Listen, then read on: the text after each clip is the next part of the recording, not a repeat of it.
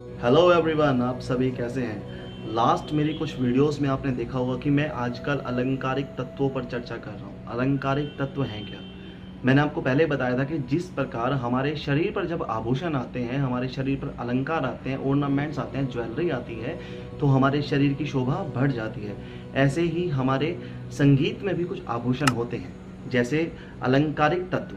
अलंकारिक तत्व क्या है? गाने बजाने में जब हम गायन या वादन करते हैं तो उस समय पर हम कभी आलाप लेते हैं, कभी तान लेते हैं, कभी हल्के हल्के कण स्वर लगते हैं, कभी खटका, कभी मुर्की, कभी गमक, कभी मींड, कभी कण स्वर। ये सब जब ऐड होता है तो गाना और बजाना दोनों में मधुरता उत्पन्न होती है। नमस्कार, आप सभी का हार्दिक स्वागत है मेरे इस YouTube channel sky music education में।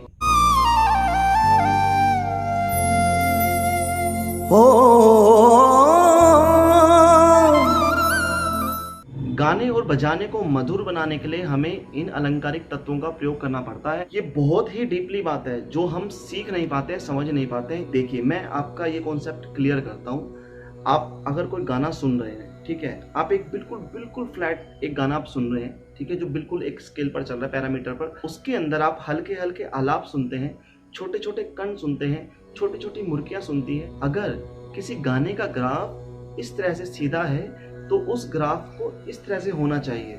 उसके अंदर हम छोटे छोटे अलंकारिक तत्वों को ऐड कर देते हैं, ठीक है, लेकिन वो बड़ी ही बारीकी से हमको समझना पड़ता है। जिनको संगीत की नॉलेज नहीं होती तो उस मुर्की को नहीं समझ पाएंगे, खटका को, कण को समझ नहीं पाएंगे, लेकिन उन सभी तत्वों के कारण जो गाना तैयार होगा उसको सुनकर हम अपने मन को खुश कर लेते हैं, हम आनंद ले सकते हैं उस गाने का। लेकिन वो जो आनंद हमें मिल रहा है, सुनने का भी आनंद मिल रहा है, वो हमें अलंकारिक तत्वों से ही मिलता है।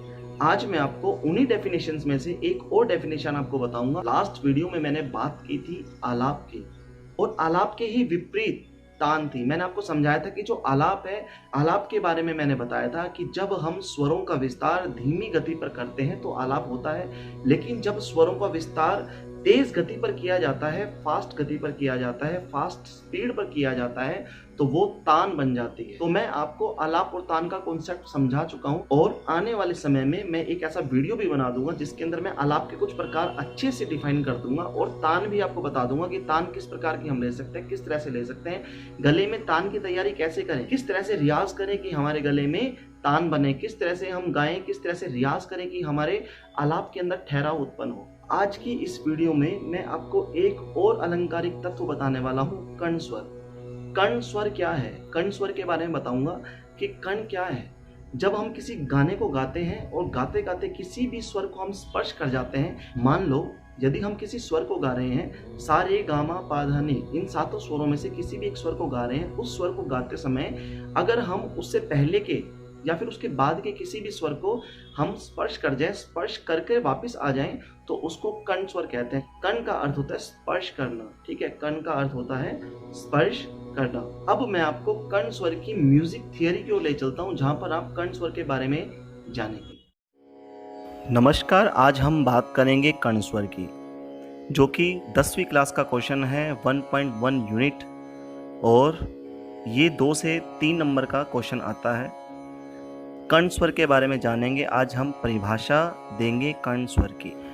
कण स्वर की परिभाषा कुछ इस प्रकार से है: गाते बजाते समय पीछे अथवा आगे के स्वर को स्पर्श मात्र करने को कण कहते हैं। जैसे कि मान लो किसी भी स्वर को हम गा रहे हैं, मान लो कि आपने गा स्वर को गाया है, ठीक है, गा स्वर के आगे या पीछे के स्वर को स्पर्श करना हो तो उसे हम कण कहते हैं। जैसे मान लो गा को गाते हुए रे को हम स्पर्श कर दें, गा को गाते हुए हम यदि उसके अगले स्वर मा को स्पर्श कर दें तो वो स्पर्श करना कण स्वर कहलाता है, ठीक है। जैसे मान लो कि अगर हमने गा को गाते हुए माँ को स्पर्श किया है तो हम कहेंगे कि गा के ऊपर माँ का कण लग गया। अगर हम गा को गाते हुए रे का स्पर्श कर दें तो क्या होगा? हम कहेंगे कि गा स्वर को गाते गाते रे का कण लग गया है। कण का अर्थ है तिनका। कण को स्पर्श स्वर भी कहते हैं। कण स्वर को इस प्रकार लिखते हैं कि मध्यम के ऊपर पंचम या ध्यावत के ऊपर निषाद स्वर।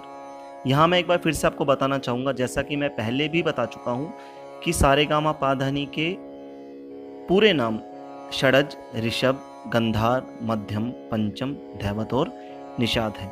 तो यहाँ पंचम का मतलब पा स्वर है, मध्यम का मतलब मा है, धैवत का मतलब धा स्वर है और निषाद का मतलब नी स्वर है। यहाँ हम इस पंक्ति को एक बार फिर से पढ़ेंगे। कर्ण स्वर को इस प्रकार लिखते हैं कि मध्यम के ऊपर पंचम या धैवत के ऊपर निषाद स्वर। मतलब अगर मध्यम के ऊपर हमने पंचम लिख दिया, जैसे कि आप स्क्वायर लगाते हैं 2 के ऊपर 2, 2 के ऊपर 3, मध्यम के ऊपर अगर हमने पंचम लिख दिया तो इसका मतलब यह है कि मध्यम गा रहे हैं और पंचम का स्पर्श या कर्ण स्वर लग रहा है।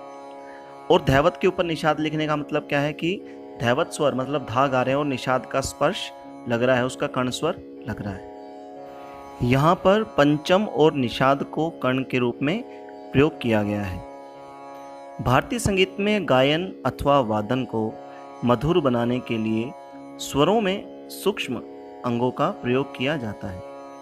मुख्य स्वरों पर अन्य स्वरों का स्पर्श करने से मुख्य स्वरों की मधुरता बढ़ती है। जैसे धैवत मुख्य स्वर को कहते समय निषाद स्वर के स्पर्श स्वर का प्रयोग धैवत स्वर की मधुरता को बढ़ा देता है। मतलब यहाँ पर हमने मुख्य स्वर बताया है धैवत को, ठीक है, धैवत को हमने मुख्य स्वर बताया है, और जब धैवत गा रहे हैं और निषाद स्वर का स्पर्श अगर धैवत पे लग जाएगा तो धैवत स्वर की मधुरता बढ़ जाएगी। यह स्वर गले के तैयार होने पर ही सरलता से निकलते हैं। इसका अर्थ ये है कि इस स्वर को लगाने के लिए गले की तैयारी बहुत ज़रूरी है, गले का तैयार होना बहुत ज़रूरी है। ऐसा नहीं है कि हम बिना अभ्यास के ही इस स्वर को लगा दें, कर्ण स्वर एकदम से नहीं लगता।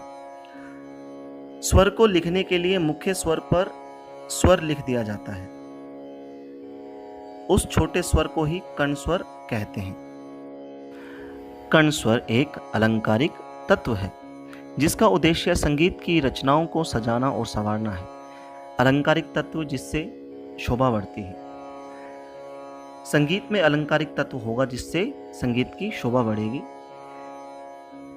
कर्ण स्वर 2 प्रकार के होते हैं। नंबर 1, पूर्व लगन कर्ण।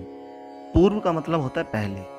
किसी भी स्वर को हमने निर्धारित किया है, उस स्वर से पहले वाले स्वर का कर्ण लगना पूर्व लगन कर्ण कहलाता है। जैसा कि यहाँ लिखा हुआ है, पूर्व लगन कर्ण का प्रयोग मूल स्वर से पहले किया जाता है। जैसे गा के ऊपर रे का कर्ण लिख देना। मतलब यह है कि गा के ऊपर रे लिखा हुआ है तो गा रहे हैं और रे का स्वर, रे का स्पर्श और रे का कर्ण उसमें लग रहा है। दूसरे नंबर पर है अनुलगन कर्ण। अनु का मतलब होता है बाद में। अनुलगन कर्ण, अनुलगन का प्रयोग मूल स्वर के बाद किया जाता है। जैसे गा के ऊपर माँ का कर्ण लिख देना। गा स्वर गा रहे हैं और माँ का स्पर्श लग गया, माँ का कर्ण लग गया तो अनुलगन कर्ण कहलाएगा।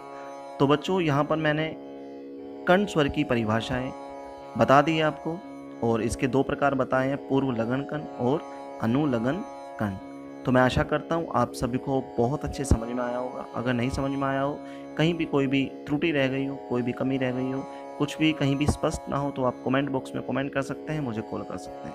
Thank you so much. बने रहिए मेरे इसी चैनल के साथ। Thank you so much. अगर आपको ये वीडियो अच्छा लगा, आपको ये वीडियो समझ में आया तो आप इस वीडियो को लाइक कर सकते हैं, शेयर कर सकते हैं, और अभी तक आपने मेरे इस चैनल को सब्सक्राइब नहीं किया है तो सब्सक्राइब करना ना भूलें, और साथ ही बेल आइकन को भी प्रेस कर लेना ताकि सबसे पहले आपको नोटिफिकेशन मिले। और अगर कुछ भी आपको क्वारी करनी हो, किसी भी क्वेश्चन में आपको कोई डाउट हो तो आप मुझे कमेंट बॉक्स में कमेंट कर सकते हैं, और मैंने डिस्क्रिप्शन में भी अपना व्हाट्सएप नंबर और कॉलिंग नंबर दिया हुआ है, उस पर भी आप कॉल कर सकते हैं या मुझे व्हाट्सएप कर सकते हैं। और आप मुझे सजेशन भी दे सकते हैं कि मैं आने वाले समय में किस टॉपिक के ऊपर वीडियो बनाऊं या फिर किस टॉपिक के ऊपर आप वीडियो चाहते हैं। आज मैंने बोर्ड एग्जाम में आने वाले प्रश्नों को समझाया, आज मैंने अलंकारिक तत्वों को बताया है, लेकिन आज जो मैंने आपको समझाया है वो 10th स्टैंडर्ड के हिसाब से है। 12th स्टैंडर्ड के हिसाब से भी मैं आपको बहुत अच्छे से डिफाइन कर दूंगा आने वाली किसी वीडियो में, लेकिन सबसे पहले मैं 10th स्टैंडर्ड का जो सिलेबस है वो कंप्लीट करते हुए 12th स्टैंडर्ड की ओर बढ़ूंगा। 9th भी समझाऊंगा, 11th भी समझाऊंगा, लेकिन आप सभी को मेरे इस चैनल से जुड़ना पड़ेगा, और नोटिफिकेशन के लिए आपको इस चैनल को सब्सक्राइब भी करना पड़ेगा और बेल आइकन को भी प्रेस करना पड़ेगा। तो जुड़े रहिए मेरे इस YouTube channel sky music education से। मैं आपका अपना आकाश शर्मा।